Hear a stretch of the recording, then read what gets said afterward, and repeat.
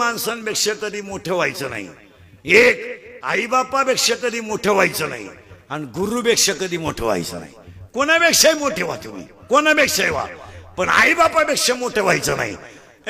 आणि गुरुपेक्षा कधी मोठं व्हायचं नाही.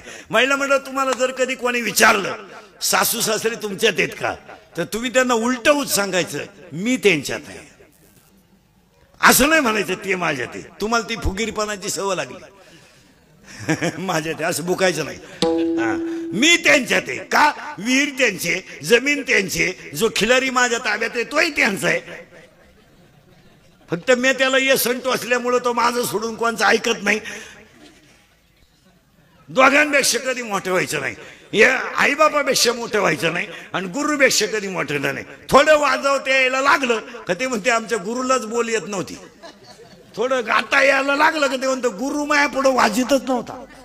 अशा भंगार गप्पा नाही आणायचं. गुरुपेक्षा कधी मोठं व्हायचं नाही आणि आईबापापेक्षा कधी मोठं व्हायचं नाही. पुरुष मंडळीला कधी सांगतो, कोणी जर म्हणलं ना तुमचे आईबाप, त्यांनी सांगितलं ते माझ्यात नाही मी त्यांच्यात आहे.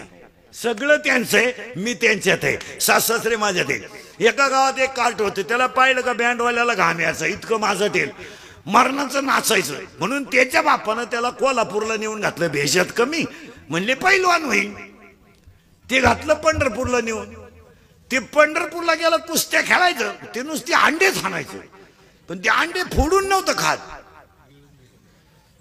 टारफाला सगळं बसवायचं. ते मरणाचं माज आठलं. ते जत्रात थोड्या उड्या हाणल्या त्यानं. एक दिवस त्यानं कुस्ती खेळला, पण महाराज त्यानं एक दिवस अशी कुस्ती हाणली रेवड्यांवरच्या तर संपल्या, पण महाराष्ट्र केसरी झालं होते. ती गदाच घेऊन आलं गावात.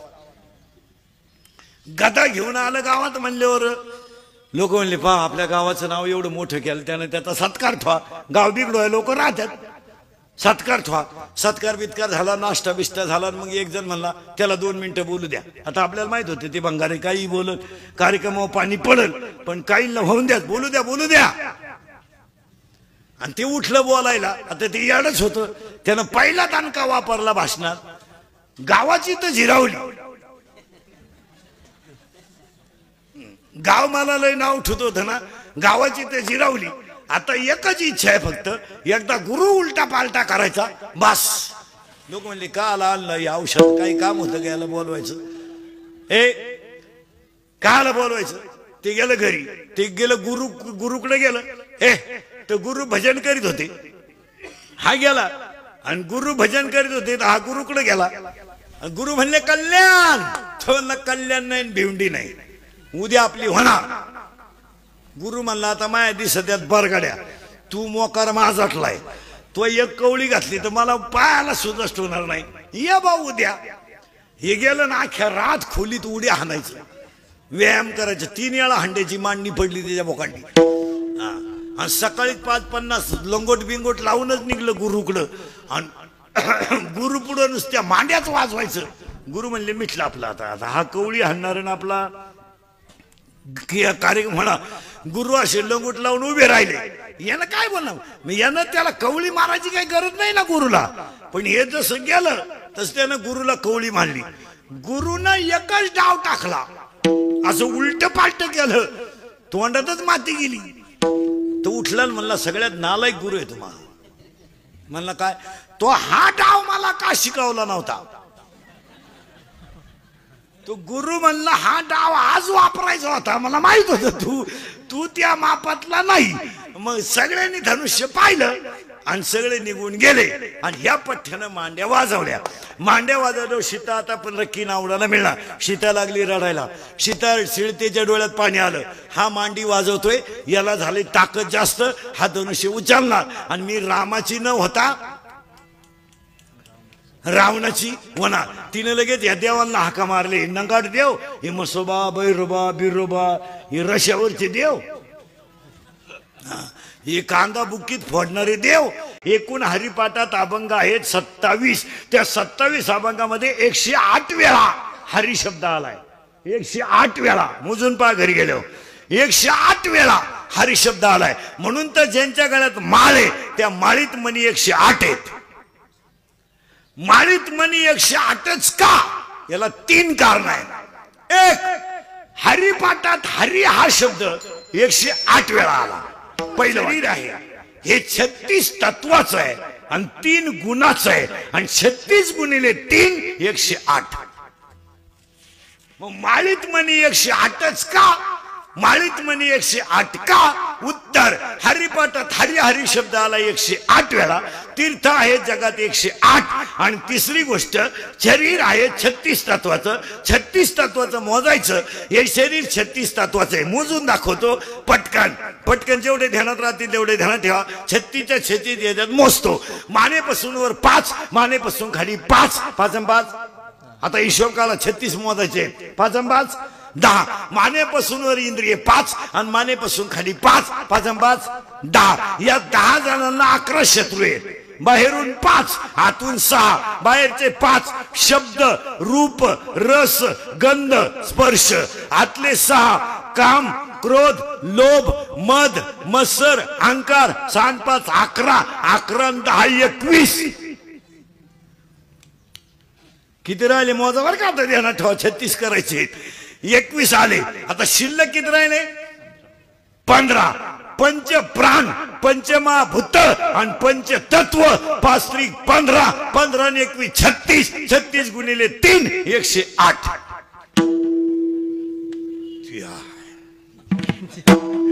मग माळीत म्हणी 108 आहेत. पुन्हा भुकायचं नाही. माळीत म्हणी 108च का? 3 कारण. हरिपाठात हरी हरी शब्द आहे 108 वेळा. जगात तीर्थ आहेत 108 आणि जगामध्ये तत्व 36 तत्वाचं शरीर आहे आणि या शरीर तत्वाचं त्याला पृथ्वी आली, आप आला, तेज आला, वायू आलं, व्यान आलं, आकाश आलं, पंचविषय आले, पंच प्राण आले. हे सगळं मिळून 36 झाले.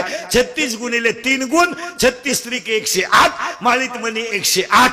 हरी हरी शब्द 108. माळीत म्हणी 108. जगात तीर्थ 8 8. मग टाळकरी मंडळी पांडुरंगाच्या आरतीची पहिली ओळ काय? डोकं खाजवायचे कीर्तनाला. डोकं खाजव तर जमल. युगे 28. आता 28 युग झालीच नाही तर तुम्ही आणली कुठून? खाजवा डोकं. आता थोडा ताण द्या डोक्याला. युग आतापर्यंत झाली 4. त्रेतायुग, द्वापारयुग, सत्ययुग, कलियुग. युग सांगतो प्रत्येकाची. एक पहिलं युग त्रेतायुग, त्रेतायुग, द्वापारयुग, सत्ययुग, कलियुग. एका युगामध्ये यज्ञाने देव भेटायचा. एका युगामध्ये साधनेने देव भेटायचा. एका युगाने तपश्चर्याने देव भेटायचा. एका युगात नामस्मरणाने देव भेटतो. ते युग कोणतं? कलियुग. कलियुगाला जप तप करायची काही गरज नाही. चला, एका युगामध्ये बामणाला बोलून दान द्यायचे. बोलून द्यायचे, घे बा. एका यज्ञ एका कुळात म्हणजे एका युगात ब्राह्मणाला बोलून दान द्यायचे. एका युगात ब्राह्मणाच्या घरी नेऊन द्यायचे. एका वेळेस ब्राह्मण भेटलं तर द्यायचे. आणि एका युगात ब्राह्मणाच्या दानात टक्केवारी. कलियुग. आता कलियुगामध्ये काय? चला पुढं. एका युगात 100% पुण्य. एका युगात 100% पुण्य. एका युगात 75% पुण्य. 50% पुण्य, 50% पाप. एका युगात 75% पुण्य आणि 25% पाप. आणि सध्याच्या युगात 75% पाप आणि 25% पुण्य. टक्केवारी सगट. हा, आता ह्या युगात 75% आपल्या युगात 75% पाप आणि 25% पुण्य. आणि त्या 25% पुण्यावर 75 जगात्या. जसं नवरा बायको नवरा बायको पोरगा पोरगी माणसं घरात 4. त्यांना बाजरी लागते वर्षाला 2 पोते. त्यांनी कमवली 8 पोते. 6 पोत्याचं करायचं काय? उत्तर आहे काय? शेतकरी नवरा बायकोला बाजरी लागते 2 पोते. वर्षाला 2 पोते लागते. त्यांनी कमवले 8 पोते. मग ते 6 पोते कुणाला? जे बाकीचं कमाल शिल्लक आहे, जे आऊत हाकीत नाही पण खातय, त्याला अन्नाची गरज आहे. मग त्याला ती 6 पोते बाजरी द्यायची. म्हणजे या दोघांनी कष्ट करायचे आणि 6 लोक पोसायचे. तसं 25 जणांनी पुण्य करायचं आणि 75 पापी पोसायचे. माता जेवढे 75 पापी, 75% जे पापी लोक आहेत ते कुणाच्या पुण्यावर आहे? त्या 25 जणांच्या. आता त्या 25 जणांचं जे पुण्य आहे ते आत्ताच आहे का मागचं आहे? घोटाळा आहे थोडा. आत्ताच नाही येते, मागचं आहे. आता मागचं पुण्य जेव्हा संपल, जसं मागचं पुण्य जेव्हा संपल तेव्हा त्याचंही वाटोळं होईल. पुरावा 9वा अध्याय. मग तया पुण्याची पावटी सरे, सभेची इंद्रपणाची उटी भुतरे, आणि येऊ लागती माघारी मूर्ती लोका. ज्ञानच देव, देवच ज्ञान. आता आपण म्हणतो ज्ञान ज्ञान ज्ञान, ज्ञानच नाही. शाळेतलं सोडा, शाळेतल्या ज्ञानाचं सोडा. शाळेतल्या ज्ञानाला काय किंमत आहे? 1.5 किलोमीटरला मेडिकल कॉलेज आपल्याकडे, 1 किलोमीटरला इंजिनिअरिंग कॉलेज आहे, वढ्या नाल्याला इंग्लिश मीडियम आहे. बाबडीवानी शाळा उतरल्या, बाबडीवानी. कोणी बी 2 पत्र्याच्या खोल्या बांधा आणि 1 गाडी घ्या, आना पोर. लोकांनी पोर आणायची कुठून? तुम्ही राहिले शाळा काढीत, लोकांनी पोर आणायची कुठून? कुठून आणायचे? जेव्हा लोकांना 5-5 पोर होत होते तेव्हा तुम्ही शाळा काढल्या नाही. आता पोर बंद झाले तर तुम्हाला उतारला. कुठून आणायची पोर लोकांनी? बरं, लोकांना पोर होतील कस काय? ज्याला बायको आहे त्याला तिसरं होऊन देती नाही, आणि जी बायको करायच्या मूड मध्ये त्यांना बायका देती नाही. लोक करणार काय?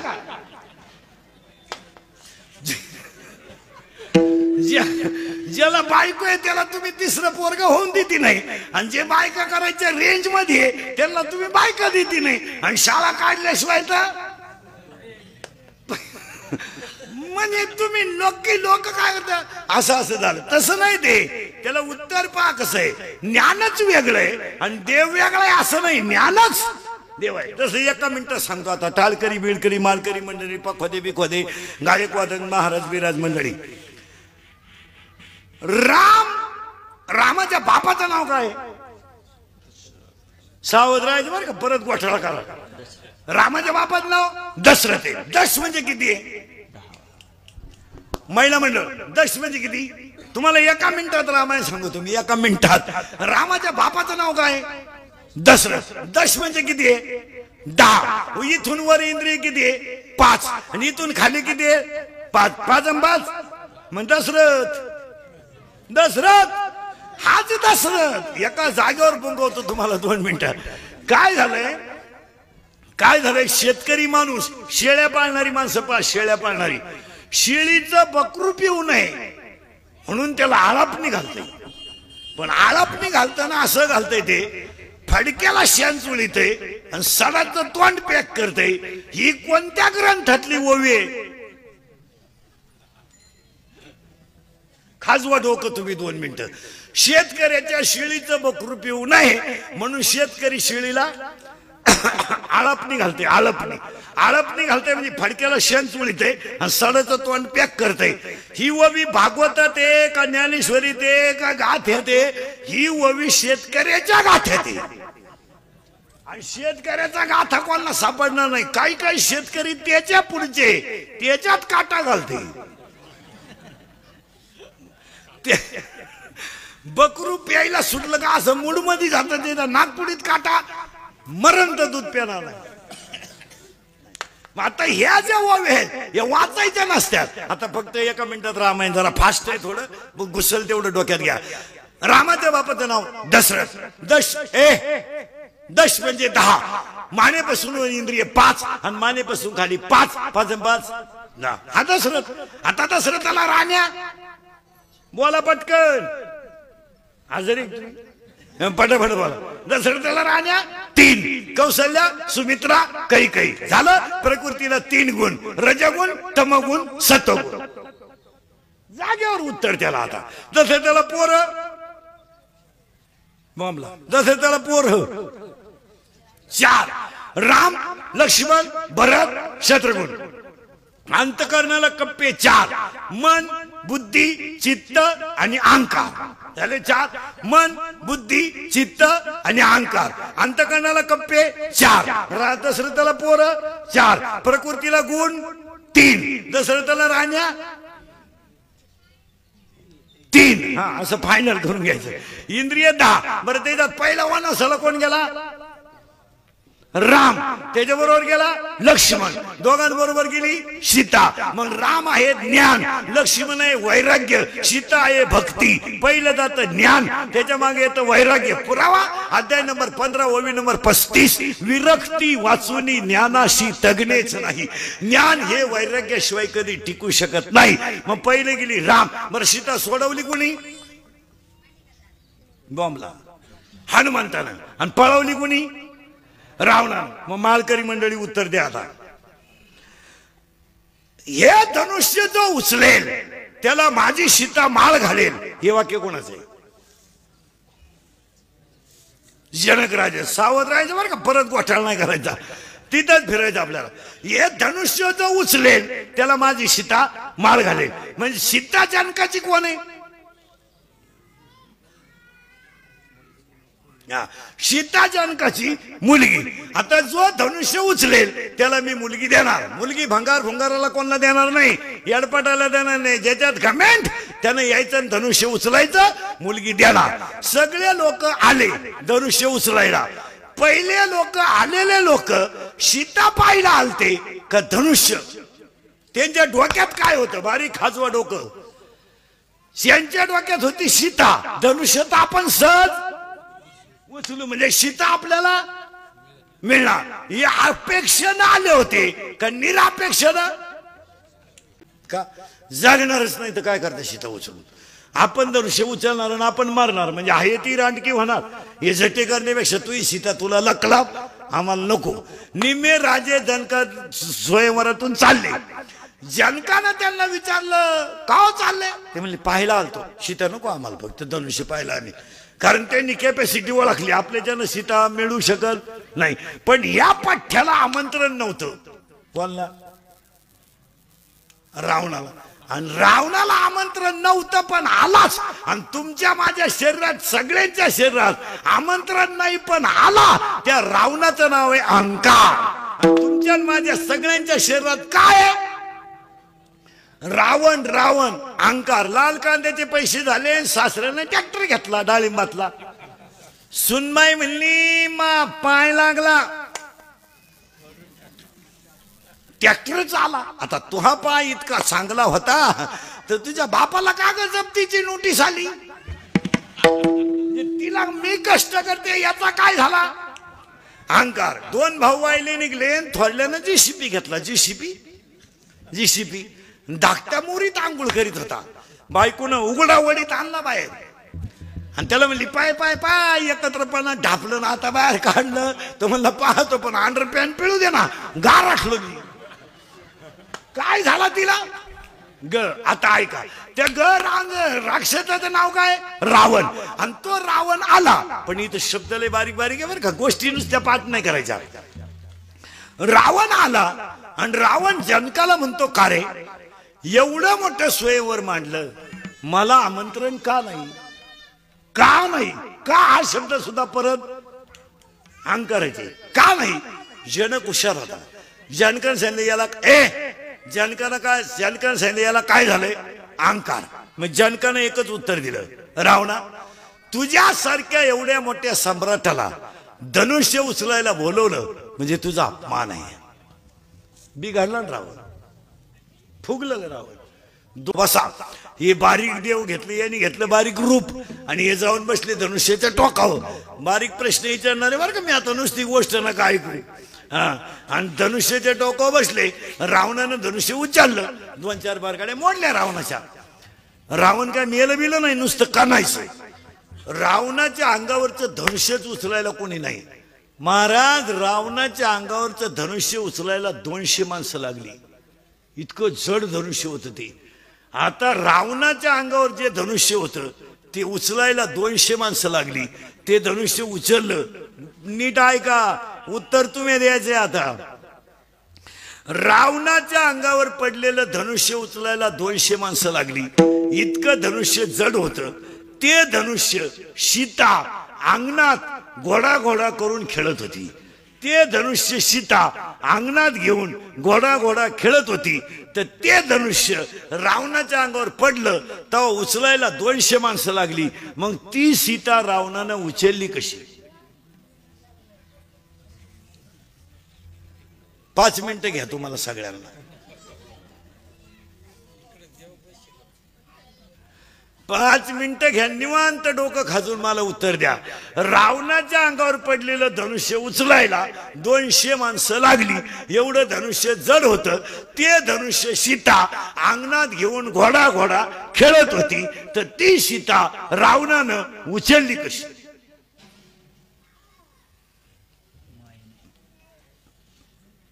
द्या ताण थोडा. आणि आमची महाराज मंडळी म्हणते रावण आला आणि कवळी मारून गेला. बावळाटपणा करू नका. रावण हा अहंकार आहे आणि सीता ही माया आहे. आणि माया अहंकाराबरोबर जाणारच. तुम्हाला मला पहिला कोण झालाय? अहंकार.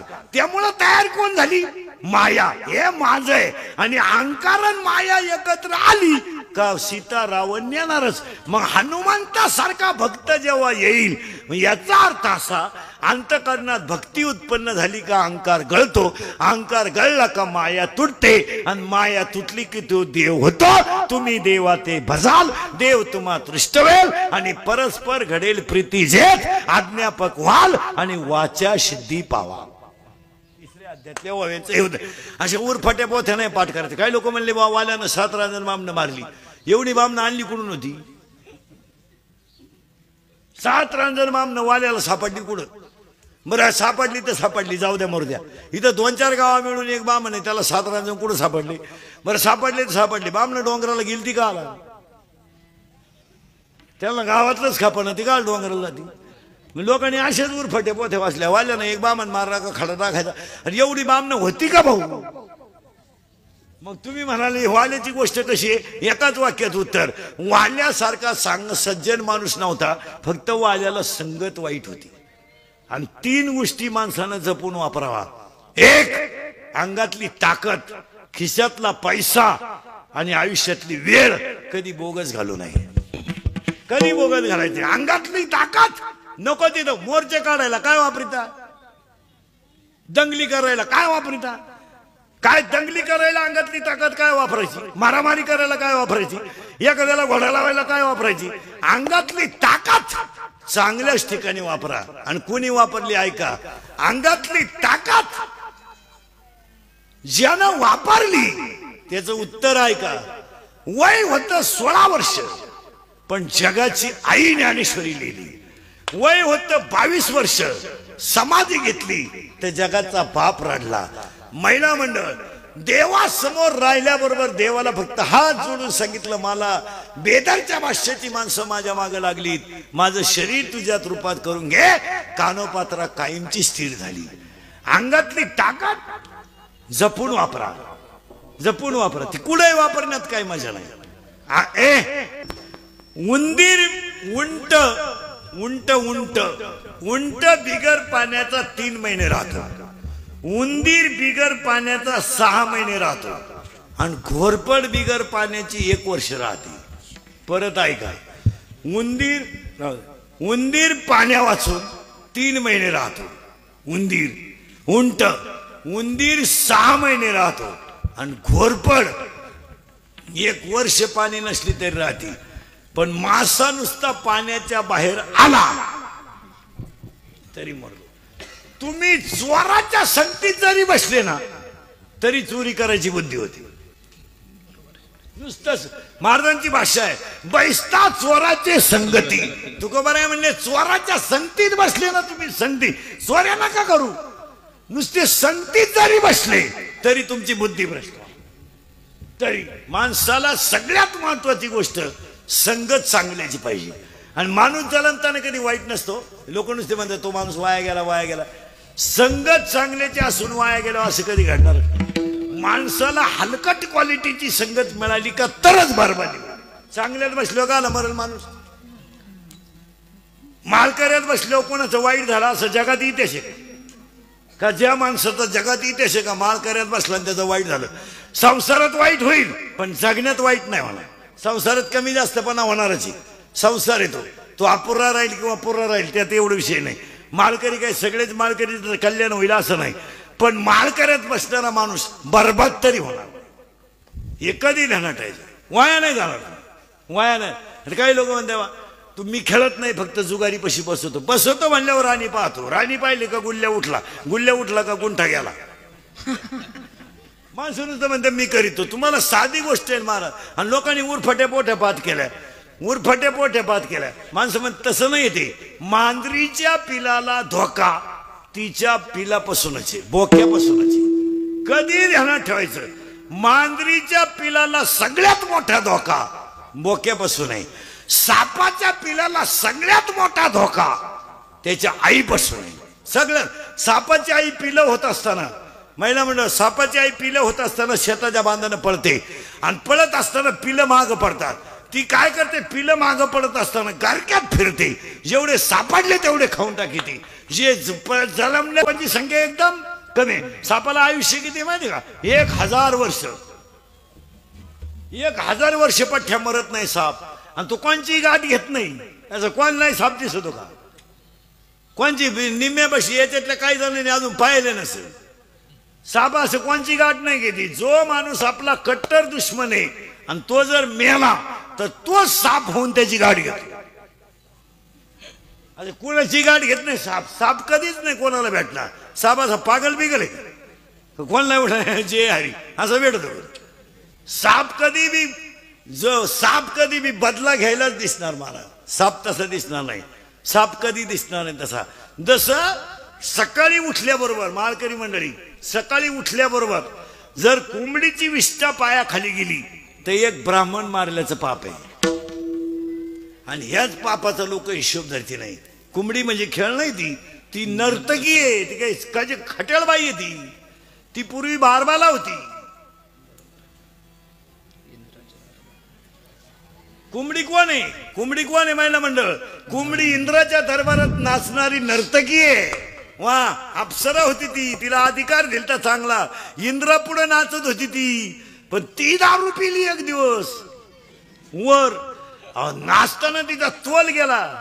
ती इंद्राच्या दरबारात नाचणारी अप्सरा मद्यप्राशन करून नाचली. इंद्रानं तिला शाप देऊन टाकला, तू कोंबडी होशील आणि मृत्यू लोकात पिस्करून खाशील. सोडा ना पोत भर बाजरीवर. खाती कशी? कोंबडी जीवली, घडलं का? ही शापित प्राणी आहे. तुम्ही मी आपण शापित आहेत. आपल्याला मागचे किल्ल कर्म सुटल्याशिवाय सुटका नाही. माणसं म्हणते बा पैसा लागणारच नाही. तू जर मित्रच नालायक ठेवले तर तो काय तुला हरिपाठ शिकवतील.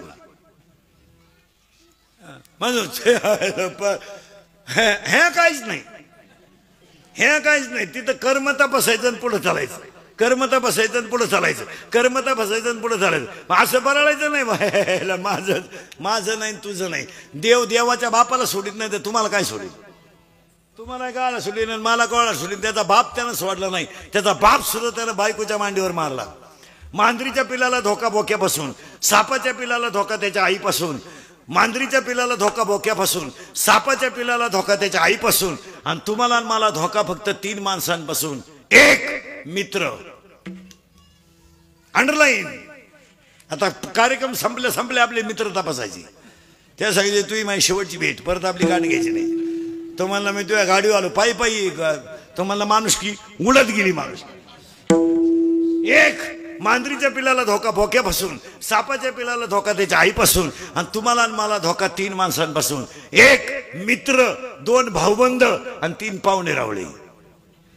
आता हे श्राद्धाला आलेले पाहुणे पहिल्या पंक्तीला जेव घालायचे, पाण्या पावसाच्या हात काढून द्यायचे. ते जर म्हणले ना आम्ही मुक्कामाला तिकडे डांबरीला झोपा, आम्ही माणुसकी सोडून दिली, पुन्हा नाद नाही करायचा. पहा, एक वाक्य सांगा महाराज, दूध घालणारे लोक ध्यानात ठेवा. दुधाची किटली वाळायच्या आत जो घरी जातो तो दुधावर स्लॅब टाकतो.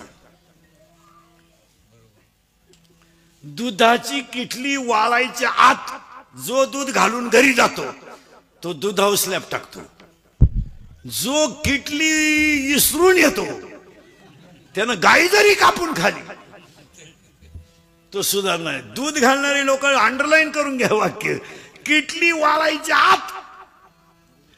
काहींच्या किटल्याच डेअरीवाले आणून देतात, किटली राहिली होत.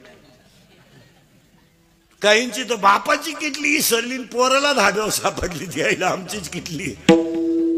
दोघही तिथंच होती. असं नाही ते. मांजरीच्या पिल्लाला धोका बोक्यापासून, यात आपल्याला धोका तिघांपासून. उदाहरण एका मिनिटात.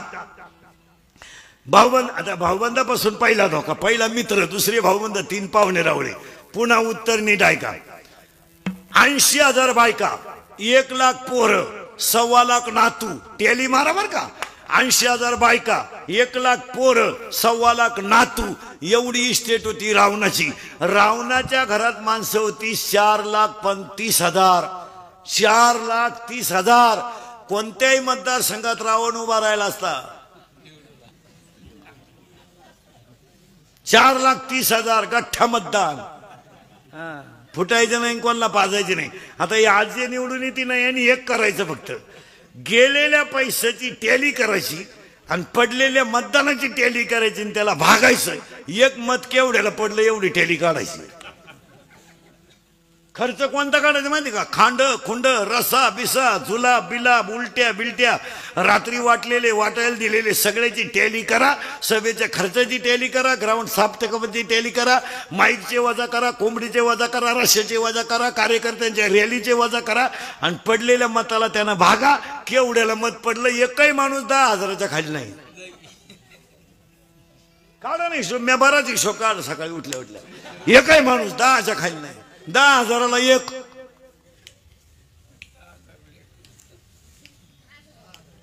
10,000ला एक कसाही गुन्हागार करा तुम्ही. काढा ना टॅली, काढा ना तुम्ही एक साधी टॅली काढा. साधी काढा ना टॅली. बोकडे केवढेच धरता, खांड केवढेच धरता, 90 केवढ्याला धरत्या, वड्याची केवढ्याला धरत्या. आदल्या दिवशी 100-300 फुली धरा. चला काढा ना हिशोब. तुम्ही बधीर होईल. तुम्हाला काय, तुम्ही घेल असल्यामुळं होईन.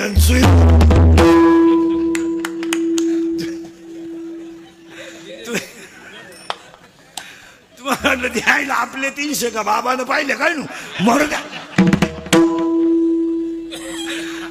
काय नाही मारा.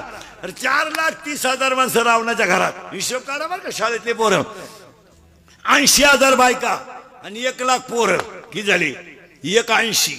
1.25 लाख नातू, 3,05,000 आणि 1.25 लाख पंतू, 4,30,000. 4,30,000 माणसं रावणाच्या घरात. मोबाईल मध्ये घेऊन जा बरं का उदाहरण, घरी रोज ऐका. 4,30,000 माणसं रावणाच्या घरात. रावणाला इंद्रजित नावाचा मुलगा होता. त्याचं पहिलं नाव मेघनाथ होतं आणि त्यानं इंद्र जिंकल्यामुळं त्याचं पहिलं नाव पडलं होतं इंद्रजित. रावणाला एक भाऊ होता, त्याचं नाव बिभीषण होतं. इतका हुशार माणूस होता तो बिभीषण. त्यानं बसल्या बसल्या विचार केला एक दिवस, आपल्याला रावण कधीच आटपणार नाही. मग आपण एक आयडिया केली, तर जर रामाची रावणाची लावून दिली तर जिंकलो आपण. मी भावबंदकी पहिल्यापासून मारा. आता उगाच भुकात्यात लोक नाही ते पहिले. मग हे फक्त आडनाव बदलून जन्माला आलेत, नाही तर टोळी तीच आहे. ऐका, त्या इंद्रजिताने काय केलं महाराज? डायरेक्ट रामाला जाऊन गाठवलं. ते मध्ये थांबला नाही, गडी कच्चा नव्हता तो. त्यावेळेला रामाला एकच वाक्य सांगितलं, तुझ्या आयुष्यात तुला सीता मिळणार नाही. सीता रावणाच्या ताब्यात आहे. सीता तुला मिळणार नाही. मग तुला काय करावं लागेल? तो रावण मारायच्या भानगडीत पड नको, पहिला इंद्रजित मिळाला पाहिजे. काय विचार आहेत महाराज. चुलत्यानं मीटिंग घेतली पुतण्या मारायची. पाहता काय माहिती चुलत्यानं, आणि त्या चुलत्याचं नाव बिभीषण. मारायचा कोण? इंद्रजित. पण त्यानं एक दम दिला त्याला. इंद्रजित मारायचा, पण त्याचा जो हात आहे इंद्रजिताचा, तो इंद्रजिताचा जो हात आहे त्यानं 14 वेळा इंद्र जिंकले. त्या हाताला असं वरदान आहे, जर इंद्रजिताच्या हातात कधी बाण आला आणि त्यानं जर बाण लावला तर समोरचा माणूस जगू शकत नाही. तू फक्त एक कर, रामा मार इंद्रजित. फक्त एक करायचं, त्याच्या हातात बाण येता कामा नाही. काय बोलायचंय महाराज? इंद्रजितानं भात्यात खाली माग हात घातला आणि समोरून असा बाण आला तर इंद्रजिताचा हात ढोपरातून उडाला. तेवढ्या झपाट्यात जर कधी इंद्रजिताच्या हातात बाण आला असता, कार्यक्रम रामाचा सुद्धा झालाच असता. पण फुटलेला घरातला होता.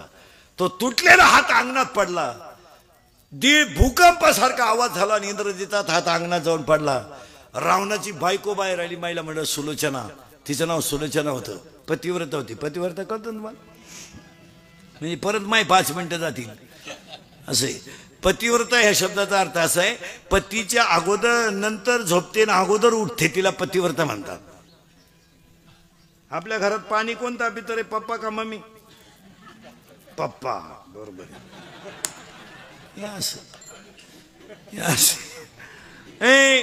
ती पतिव्रता होती. ती बाहेर आली मारा आणि बसलेले माणसांनी नाही का तिनं तुटलेला हात पाहिला. लय बारीक गोष्ट आहे का ती. तिनं स्वतःच्या मनाला प्रश्न विचारला तुटलेल्या हाताचा. ज्यानं इंद्र हरवला त्याचा हात उडवायची डिरिंग केलीच कोणी? तिच्या बापानच केली. ती कोणी केली? लक्ष्मण तिचा बापच होता. मग पाहुणे रावले का आलाय? बिघडवायलाच ना. तिनं तुटलेला हात. महाराज त्या तुटलेल्या हाताजवळ ती गेली. माईला म्हणलं तो तुटलेला हात असा हल्ला महाराज. हल्ला असा हात. तो तुटलेला हात जो होता नवऱ्याचा तो असा हलायचा. तिनं तो तुटलेला हात घेतला आणि त्या हातानं तो हात घेतला तिनं. तो हल्लेला हात तिनं त्या तुटलेल्या हाताला असा कागद आणि पेन दिला. त्या तुटलेल्या हातानं त्याच्यावर लिहिलं तुझ्या माहेरच्यानी माझा घात घ्या.